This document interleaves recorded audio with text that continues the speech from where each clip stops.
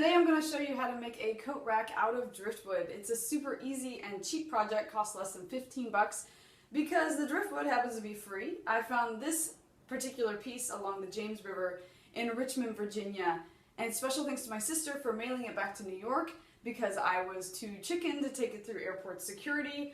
I thought they might think it was a weapon and take it away from me forever. So thank you, Katie, for making this video possible.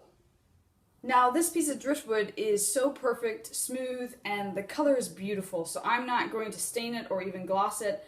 I'm just going to leave it the way it is and install the hardware I have here. I've got these 2 screw eyes to hang the whole coat rack from, and then these 6 hooks for coats. And later on we're going to paint this hardware, but for now we want to determine how we want it to be installed into the wood. So we need to determine how we want this to hang off our wall so we can get the eye screws installed at the correct angle. And you can make it to where both ends of the driftwood are more or less even, or you can kind of make it go in a different angle, a different direction, you know, a different look than it being straight across from the top. I've actually decided to go for an uneven look, so I've taped the driftwood to my trusty sawhorses, and I've taped them in a way that I want the driftwood to hang off the wall. Now the trick is to pre-drill holes for the screw eyes that will make them perfectly parallel to each other. Since I'm drilling in at an angle, it'll be hard to tell if I'm accurate. I'm going to do my best to make them parallel, but if I don't get it on the first try, it's not a big deal. I can correct them by drilling in at a slightly different angle.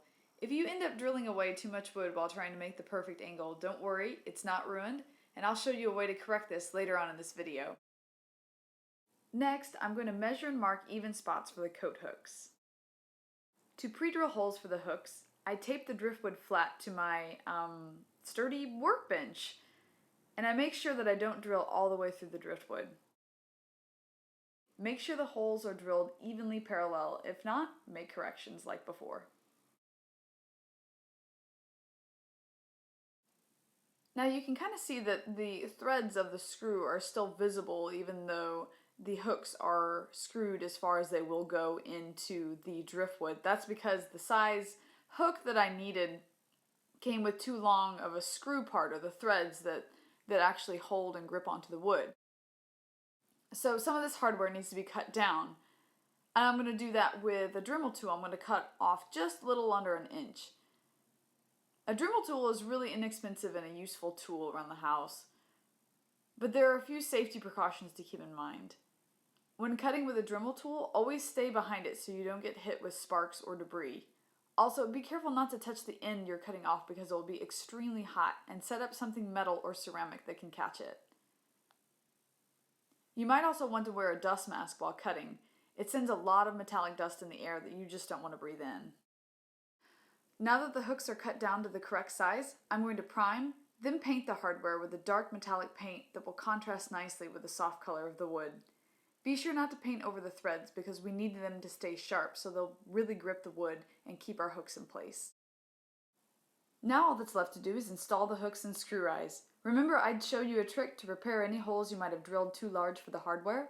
Well, I'm going to fill those holes with wood epoxy, which is a putty that dries with the color and texture of wood.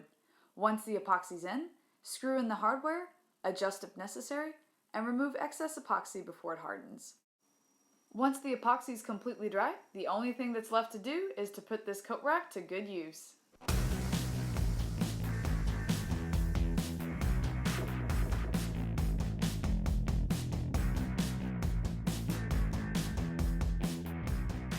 Thanks for watching. Please like, share, comment, or subscribe below. Also, if you're going to be making any of your own DIY driftwood coat racks, please send me pictures on Instagram at RoughDraftDIY. And you can check out a lot of my homemade goods like this coat rack on Etsy at RoughDraftDIY.etsy.com.